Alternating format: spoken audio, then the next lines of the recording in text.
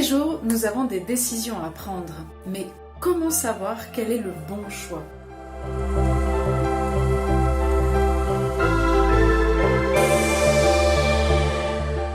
Pourquoi nous croyons toujours que face à une situation avec deux choix, il y en a un forcément qui soit bon et l'autre mauvais? Donc un qui va m'apporter de la joie et l'autre qui va me faire souffrir. Parce que nous avons reçu cette croyance depuis petit.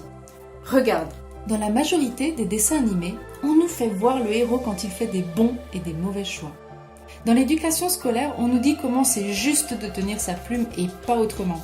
Et dans les religions, on peut avoir aussi une vision de la notion du bien et du mal qui est très définie.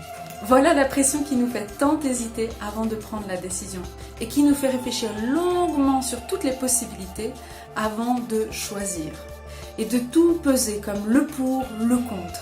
Une information qui peut t'aider à choisir est de savoir que ce n'est pas le choix pour une situation extérieure qui va définir ta joie, ton bonheur ou ton succès, mais c'est ton attitude dans la décision que tu prends.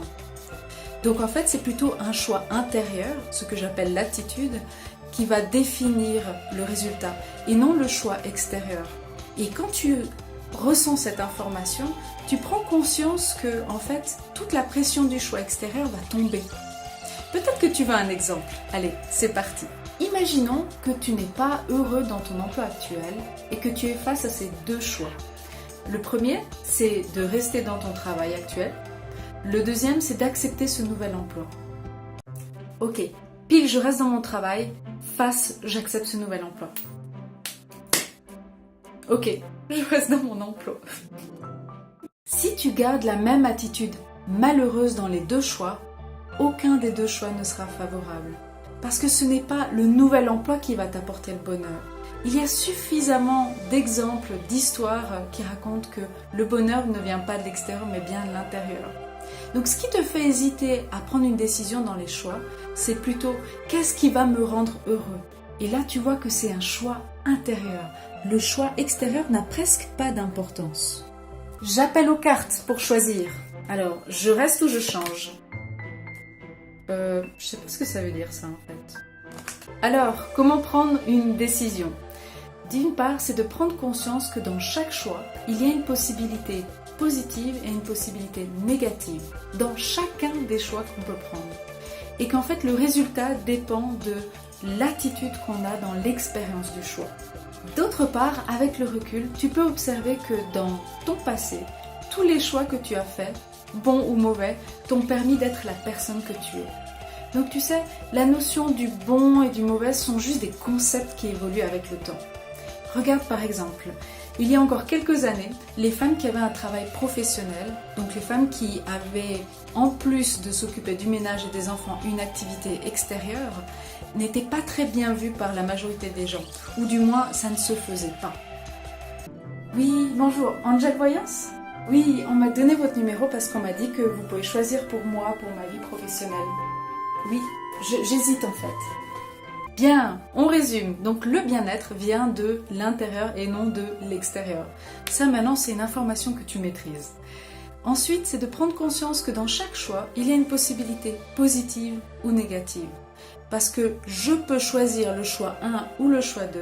Ce qui va rendre l'expérience différente, ce sera mon attitude dans laquelle je vais vivre cette expérience. Admettons que tu es dans un choix et que tu ne te sens pas bien. Et que tu aimerais justement changer cette attitude et te sentir bien. L'outil que je te recommande vivement, c'est la méthode Léo. Léo qui veut dire libération d'émotions par observation. Cette méthode, tu la trouveras en lien dans la description. Tu vas être redirigé vers mon site internet où tu vas la trouver gratuitement. Bientôt, je vais faire une formation là-dessus, mais pour le moment, elle est là sur le site et tu peux l'utiliser. Cette méthode va te permettre de libérer cette sensation désagréable pour pouvoir retrouver ta nature même qui est d'être heureux. Une autre chose que tu peux faire également, c'est de te poser la question, dans ton lieu où tu es pas bien, de te dire qu'est-ce que j'aime ici et maintenant. C'est vrai qu'il y a beaucoup d'éléments qui vont pas bien, mais c'est quand même de chercher quels sont les éléments, les personnes qui font que je me sens bien ici. Qu'est-ce que j'aime ici, dans ce lieu. Voilà, j'espère sincèrement que tu as aimé cette vidéo et qu'elle va t'apporter des clés pour te sentir plus libre de prendre des décisions dans les choix. Maintenant, tu sais, je te considère comme une personne qui a plein de discernement. Et je veux juste éclaircir un point, c'est que toute cette vidéo, elle est là pour les choix que nous avons du quotidien sur je déménage, j'hésite entre un travail ou je commence une nouvelle relation. Mais cette vidéo ne comporte pas par rapport à des choix qui sont liés à l'atteinte de la personne ou de faire du mal à quelqu'un. Je tiens à préciser ça parce que sinon je vais avoir une liste de commentaires sur le fait que pourquoi tu as dit, Mariana, que les choix extérieurs sont presque pas importants. C'est pour ça qu'il y a le presque, parce que je parle vraiment des choix liés à notre quotidien. Voilà, si tu as aimé la vidéo, laisse un like et puis je te remercie beaucoup de l'avoir regardée et te dis à très bientôt.